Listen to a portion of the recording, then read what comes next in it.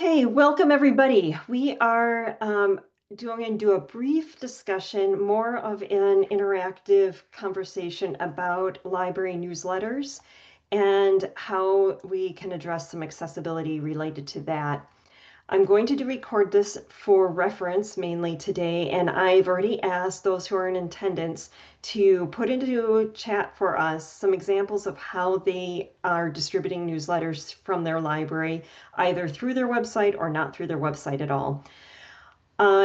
This is going to definitely be a first in a series of trainings, at least to discuss and bring the idea of our newsletters needing to be accessible if they are distributed through our website and the forms that are related to them. I will likely be sending out a survey to probably the website community at large with Lean Wisconsin. I want to get a better feeling for how people or what the interest is in newsletters, how key is it to our websites, and what are some of our going to be our pinch points when it comes to accessibility. So to begin with, let me see if I can actually just share screen here quick. We have some good responses in our group here. I didn't do it as a formal poll. Let me share this screen. So just as a quick rundown review, we have, oh, look at that. I can't even share the meeting chat. Thank you, Zoom. Never mind. I learned something new. Okay, Zoom, you cannot, if you are sharing screen, you don't get to share anything that's within Zoom itself. So I can't share the responses on screen, but I will read them off and say that we've got MailChimp with a form and a link that signs up on the website and a couple different ones. So MailChimp is another one.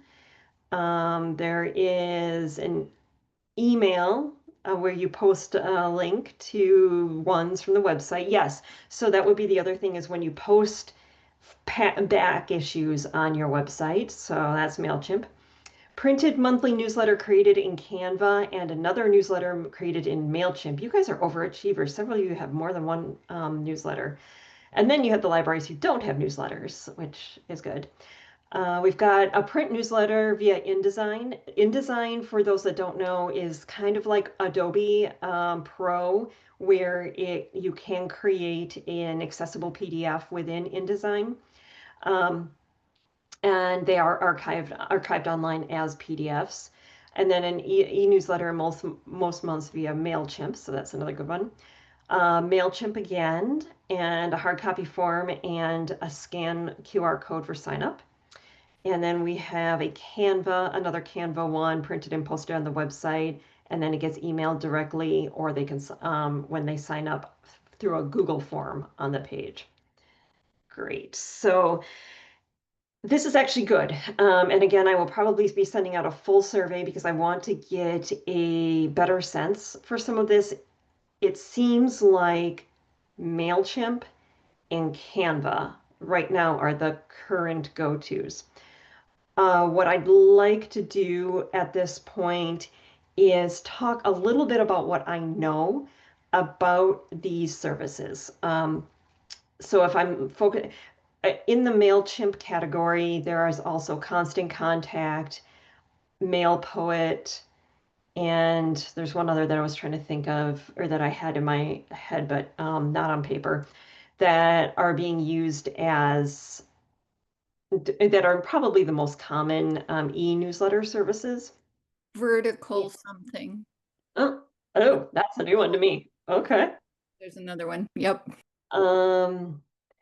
But if we have most of the people here, especially, and what I kind of get a sense from just working on websites in general is seems like MailChimp is kind of the go-to one. That's good for me to know because I can focus my efforts on some of that. Canva being the other one is good because I do have access to Canva and I have some things to say about Canva. So I can actually talk about those two here today and actually want to ask some questions as we go.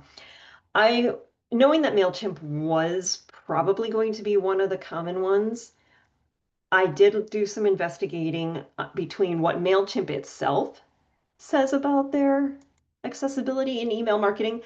Um, MailChimp does claim to be accessible or to have the ability to be accessible if it is done properly. I do not have a MailChimp account to work with on the back end, so I may need to partner with a couple of you. This may be something that our website accessibility group, if you have MailChimp, we may bring that in, or I may start a free trial at some point when I know I can focus on this. They do talk about accessibility and why it's important and best practices. I'm on the surface, this is what I see across the board when I look at tools for accessible newsletters. Most of what I am finding are things that are how to make best practices, which is the same thing that we've been doing for our websites. So we have used descriptive subject lines, maintain a logical heading structure, so that people know where they are within the newsletter. Use headers, use good color contrast. There's a lot more phrasing for not using posters and not using pictures of words and images. MailChimp uses the term "don't hide information in images." Basically, again, this gets back to, and there's actually another one that I found where they're like, a lot of people will just make a poster in Canva and upload it to this section of our newsletter and say and then they have all of their information there, and they're like, this is actually a really bad accessibility practice. And I'm like, thank you for saying that.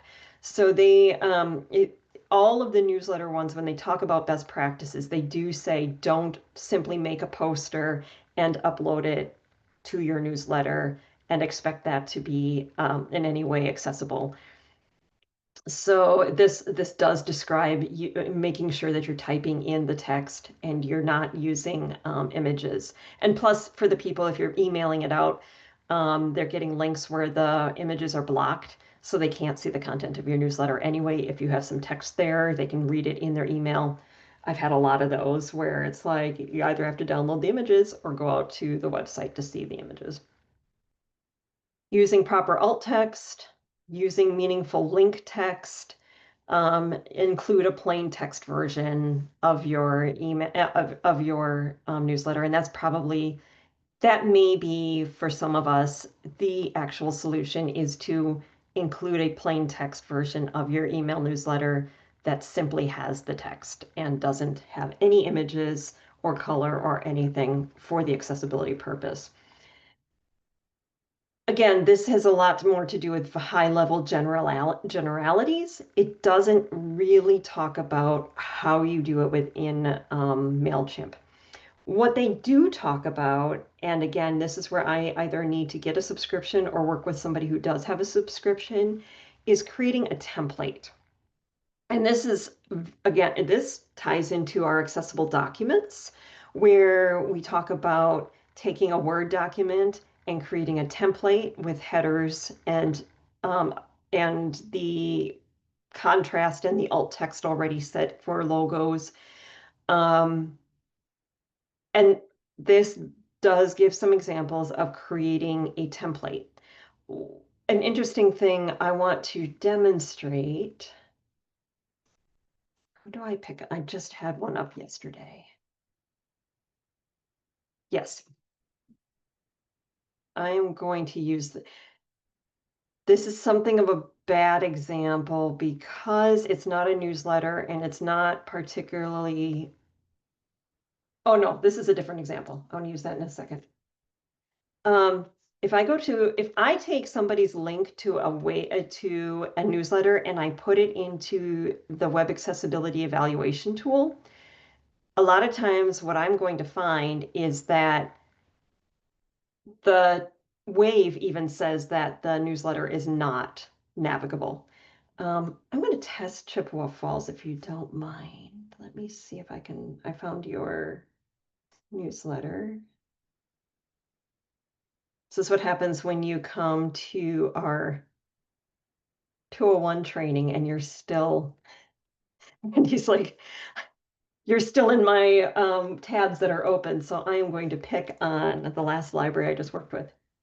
So what happens when I take the Chippewa Falls newsletter and put it into the Wave reader? I'm not using a screen reader on this, and so I'm not testing it that way, but I just want to get a quick report on navigation.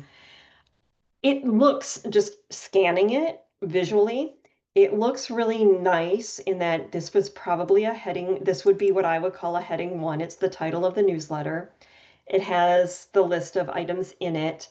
I'm going to guess that the library closed for staff in-service day would be my heading 2, and then another heading 2 for hoopla, heading 2, heading 2. So it's a top bottom. It feels like it should read down really nice, but it is a long newsletter.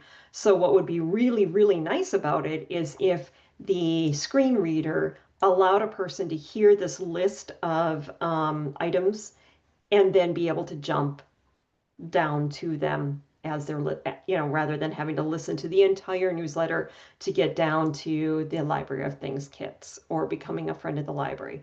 That's a lot of listening. Um, so if I put that in the Wave report, the first thing I noticed yesterday when I did another one of these, and I haven't tested this yet, is it does pull out a lot of errors. It does have missing alternative text.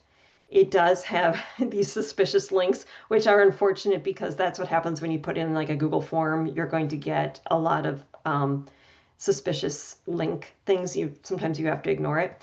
But what I really noticed was the reading order is hilarious on the ones I tested. The reading order jumps all over the newsletter and skips things, and sometimes in some cases seems to like jog back and forth up and down the entire newsletter. And even maybe it reads links, but it's not navigable by headings. So all you're doing is navigating through a ton of links. So MailChimp says they have accessibility in mind and that you can create an accessible newsletter, and they encourage it. But when you're just creating a raw newsletter within their environment, it doesn't appear that the default is to create a heading structure that is logical. Again, this is a place where I haven't had any experience on the back end of MailChimp in probably 10 years, maybe 7 years. Um, so I can't tell you how to do this at this point. MailChimp talks about having layouts and templates that you can create. They talk about coding your own template and creating, and then there's another article they have about creating headers within a template. This from the Department of, I think it's Department of Innovation and Technology from Illinois, gave me the fact that you can use heading components within MailChimp. So they at least talk about how it is possible to create those heading elements. So any of you that have MailChimp newsletters, I would greatly appreciate it if you are willing and able to look on your builders and see if you can add headings and look at the alt text options and things within MailChimp. And then if you find that it is doable, just send me a note. Just say, hey, I was able to do this, or B, it looks really confusing to me, or I don't see how to do this at all. Eventually, I would like to maybe get my own trial or work with somebody who has an account and see what we can do about MailChimp. If the majority of people are using MailChimp, I think it's worth us investing in doing a little bit of training in the how-to. And then I might end up ignoring a little bit more if you're using Constant Contact or not. It just focusing our efforts. I might be able to help with MailChimp. So that's where I am at with email newsletters. The other part of MailChimp is they do have the sign up forms that you can put on your website. For the most part, the sign up forms from MailChimp appear to be very simple, very clean. You can jump between the fields neat. They're not overly graphic. They're not, the print, their contrast is good.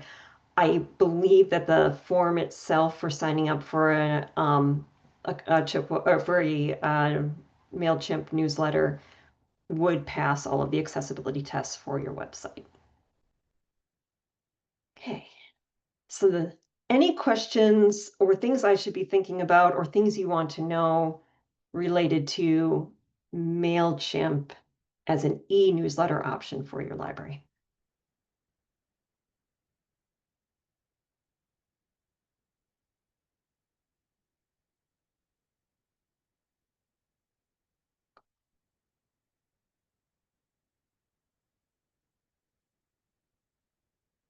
Okay.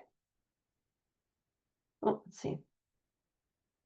Oh, yeah. And then that's the downside to MailChimp and actually any of them. Stacy just put into chat. I would love if anybody has an option for an e-newsletter that looks good when you print it.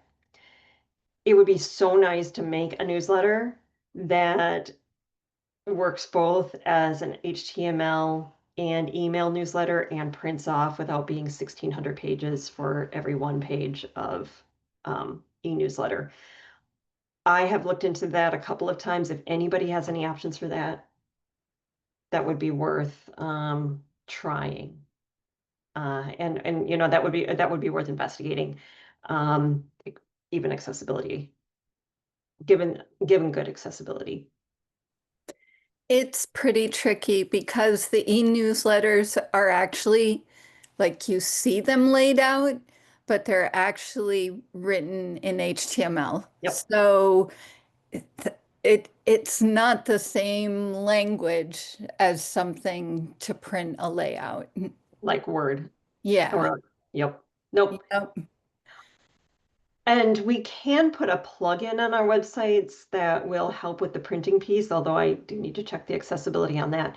That does format HTML into a more printable, but when you're going out to MailChimp itself, you don't have that ability to overlay a print management formatting tool.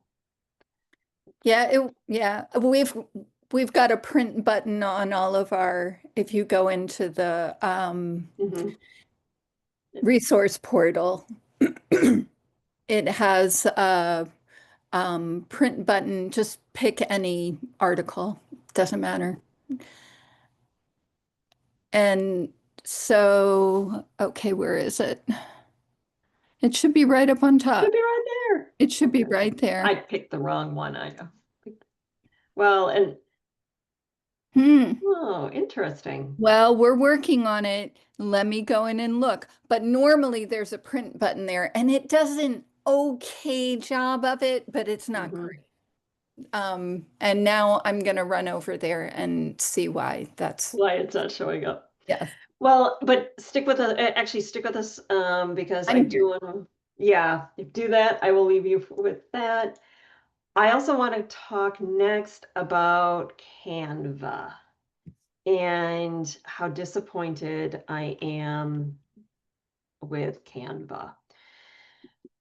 Um, I played around with this yesterday in honest hopes that this would work. And I don't have a newsletter and I didn't want to play with one of do have some infographics. No, that's not it. I have some infographics, but I didn't want to get that crazy yet because infographics are going to be yet another topic that we need to talk about. And so I wanted to work with a fairly simple layout and in Canva and see if this would work. Unfortunately, for all that Canva puts a little bit of a lipstick on to say that they are accessible, it really is not. There is not a way in Canva to create the accessibility tagging that we need in order for a screen reader to be able to function with it. I'll start with some pros. I mean, what is really nice about Canva is you can lay it out. You've got the graphic design ability. You've got control over not, Stacy was the master of, when I worked with Stacy Brown years ago, you were the master of making a Word document into a newsletter.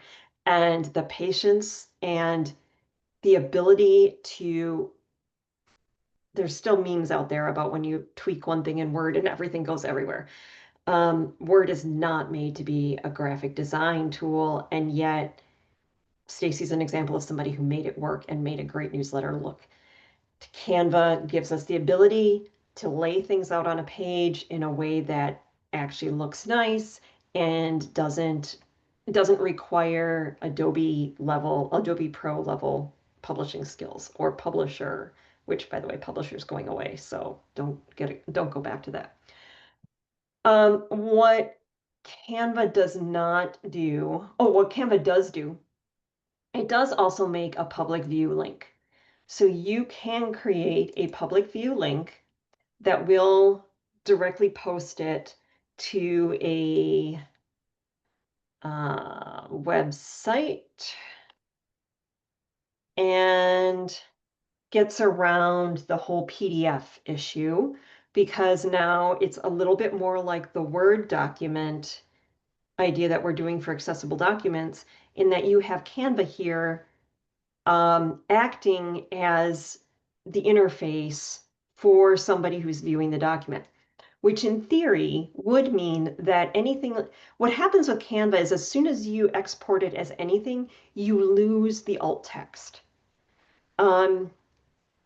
If you save a Canva document as a PDF, your alt text is gone. So you've put all this effort into, like if I've got this Canva item and I've run it through, Canva also says that, Canva also has their accessibility features here. And it will say, they check for color contrast, alternative text, and typography, which is a good thing. And I know my print down here is very tiny. When it prints off, it actually looks fine. But the alternative text it's kind of a dead end, because you can add all the alternative text you want to a Canva document, but as soon as you export it in any other kind of format, that metadata information is lost, and you no longer have that alternative text information. So it's kind of a waste of time to add alternative text, unless in theory, if it worked well, if you were posting it the way you post a Word document that is accessible, the metadata that links the alternative text would still be saved in the background. So there's a lot of potential with Canva if these accessibility features actually became full-fledged and functional. What you cannot, and simply that doesn't exist in Canva, what you cannot do is create a heading. You cannot create a logical structure. And you notice over here in their design accessibility, they don't talk about heading structure at all. So in my document, the way I would lay it out, I would be tagging this Oneida County Library funding as an H1. This is the title of the document. Municipalities that directly support an Oneida County Library would be an H2. County payments would be H2. Life cycle of an annual county payment would be H2. And then year 1, year 2, year 3 would be H3s. And my reading order needs to say, read this first, read this second, read the alt text, read this, read the bullet points, read this, and then read year 1 and go over, read year 2 and read year 3 in that order. And I need to be able to indicate to a screen reader that these need to be read in this proper reading order. Otherwise, I'll have it very well, because year 2 is slightly above year 1. Maybe it would read this one first. I don't know what it would honestly do for guessing at a reading order. And plus, since this is this year 3 and they're not grouped together, it could read year 1, year 2, January, December, year one, then come over and read all this content. You read year three. It just wouldn't read it in the order it needs to be read. Canva does not have the ability to tag that at all. Until Canva develops a heading structure, I simply cannot in any way deem it an appropriate use for a publication unless it's literally a picture that you have and then you post it as a JPEG. You can use it as a tool, but you can't publish something directly from Canva and post it to your website and call it accessible. I wish that weren't the case because it could be a really great tool. So, e-newsletter through MailChimp, maybe. Newsletter through Canva, no go. What are we left with? I have several people who just don't publish a newsletter. I don't want that to be my answer to all of you because that's not fair. Those that do have the ability to use something like InDesign or Adobe Pro, if you've got that skill set and that ability, you can test your items and you can, as long as you know what you're coming out with, you can create an accessible PDF that would be an appropriate document. So we do have that, but that requires an InDesign or an Adobe Pro license and the skill set that goes with it. If you also have just a very simple format, then, or it actually doesn't even have to be that simple. I looked at, I'm going to pull up Abbotsford and pick on Jenny, has a newsletter. And she just has, this is just a form to subscribe that's based in their thing. This is not published in a way that is accessible because she's just posted it as an image. It's an image with words. And we talked about this because she was like, how do I make this? How do I even start making this accessible? And I said, you're actually not that far off. She's probably creating this in Canva right now, but this is one that would not be difficult to start creating in Word. And actually, she might even be. There's a little bit of alignment challenge here, which if you've worked with Word and images and trying to get things to not overlap and not move, it's challenging. But if you set up a template where you had items locked in and you only used so much text, each one of these, this Abbotsford Public Library events would be your H1. And then probably the month and an H1, maybe the H2 would be the month if I were to make a template of this. And then in this case, H3s for each one of the different events. And if you created a template that had this laid out with here's my title, here's my month and other information, here's each event as an H3 or an H2, depending on how you lay it out.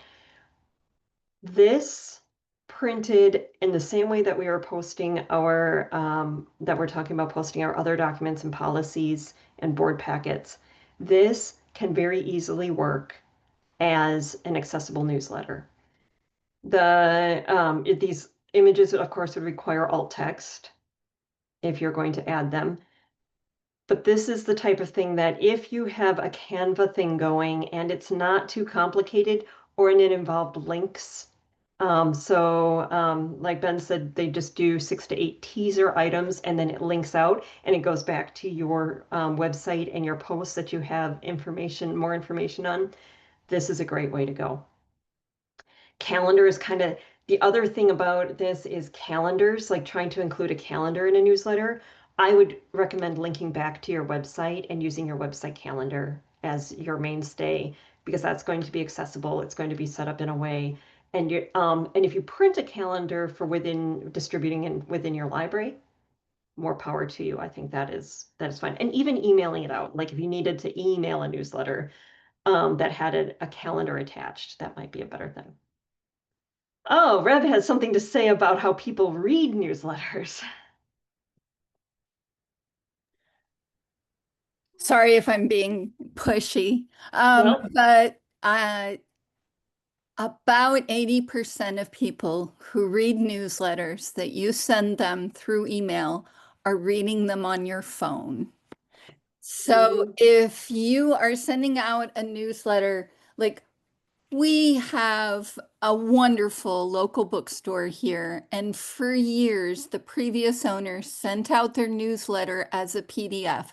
And I only read newsletters on my phone. I don't sit on my computer and read newsletters.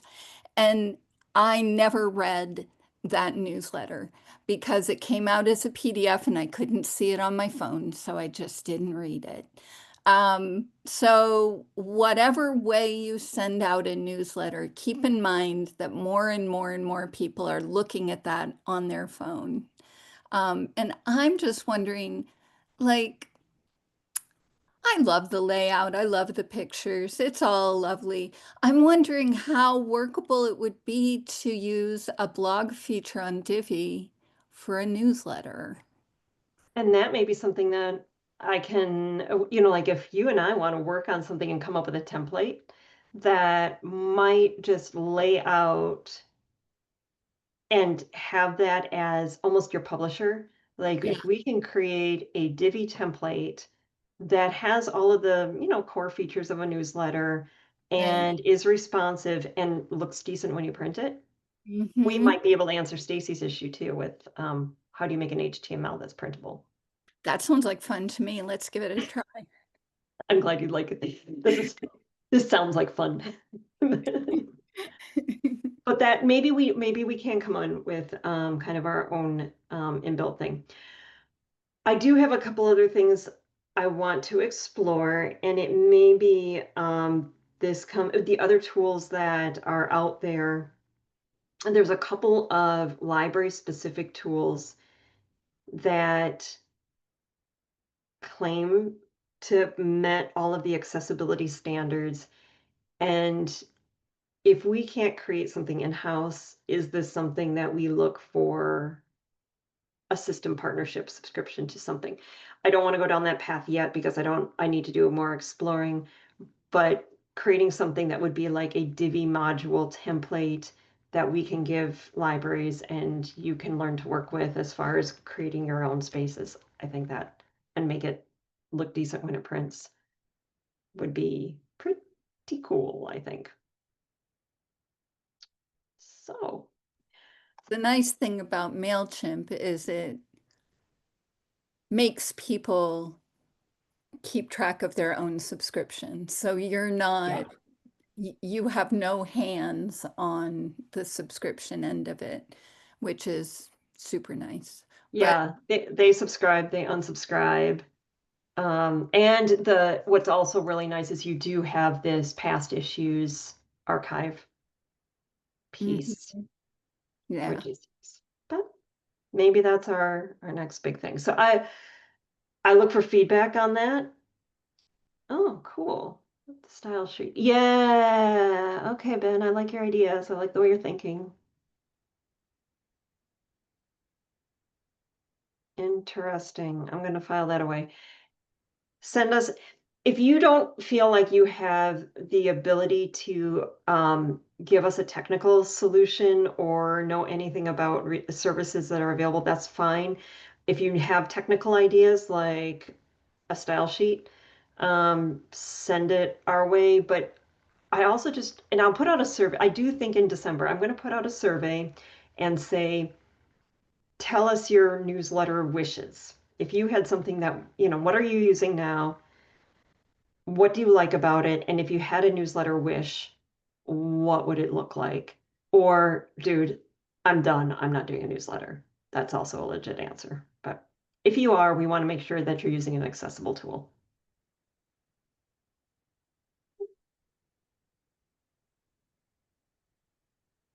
Any other questions for today? We have a few minutes. I do have a small announcement to make before we wrap up, but questions, thoughts, or accessibility reflections?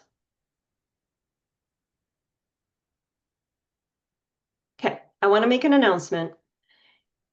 It may start in January. It may start as soon as January. We'll put it this way. I am looking at revising the way I am doing trainings in light of a couple of developments or needing to evolve some things based on what we're with the accessibility work and just with some evolution in how our website training has been going. I think I really appreciate everybody who's been asking questions.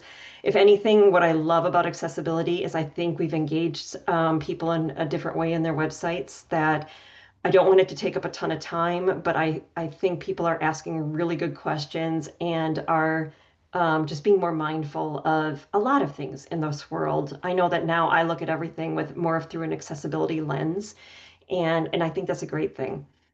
What I am thinking about doing in the new year is we're currently doing 4 live website trainings a month. I may be looking at cutting that back. And I'm not committing to a particular model at the moment, but what I am hoping, I think I might do, I would like in my perfect world to create a certificate course or an online course for website accessibility specific to our Lean Wisconsin websites so that everybody who's come to these, you've gotten a good head start on things. I know I have a percentage of libraries that are not engaged in doing trainings. I know of a percentage of libraries that have staff that work on their website and staff that aren't as aware or aren't active or don't work on the website at all. And maybe they're still feeding things like posters. You know, the Canva posters are still coming, and the website person is saying, dude, I can't work with this. And there's reasons. So I want to make like a 4 or 5 module website accessibility training and have that out there for people to take and make sure that our libraries are all learning. That is going to take some of my time to be able to put that together. Um, so I do think I'm going to have to cut back on the number of live trainings we prepare. I'm also feeling like we're getting a little repetitive. Like a lot of the stuff we might be hitting, like the newsletter idea is a new topic. There'll be a few new topics coming out, but I also feel like I'm sitting here screaming alt text, alt text, alt text all day, and that's just not fair to all of you. So I want to do things that will engage people who maybe haven't been at these meetings, but also give the people who are able to watch videos and participate in trainings, give you more meat to work with rather than just hearing the same content repeated over and over. The other thing that I'm playing with doing is seeing if we can partner with the rest of my tech team and broaden the scope of these training times. So we may still fill the training times, but not specific to website training topics. So we might start offering some more technology general topics. And that might be something that also will attract or interest other members of our library community. So I'm actually also really wanting to play with a little bit of like, I know some people are going to groan, but talk about AI, talk about artificial intelligence, talk about how that integrates with both our library work and our technology work and our website work.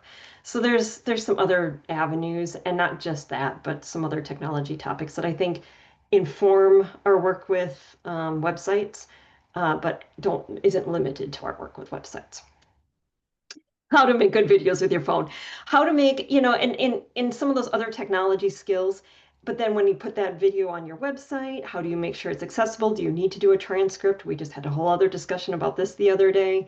So there's some things that I think we could broaden the topics out a little bit while still giving us time to focus on the nuts and bolts of implementing accessibility.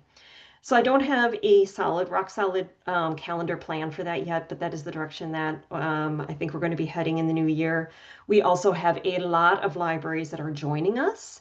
Quite a few Northern Waters libraries that are, from various reasons, finding that this is the right time. Some of it's accessibility related to come on board with us. And of course, with all the website thing, and we still have Winding Rivers rebuilds to do, and with the accessibility updates, there's a lot of just back end website building that is going to be taking place. So that we may need to back off on the number of trainings and do more one-on-one small group work and individual topic work. And again, focus on like more of a self-guided certificate course. So that's my little spiel for the end of today's session. Just know that there may be some things coming down the pike. I appreciate and love your feedback. And thank you to everybody who's been sending in some really good questions on some neat topics that they want to do with their website but maintain accessibility.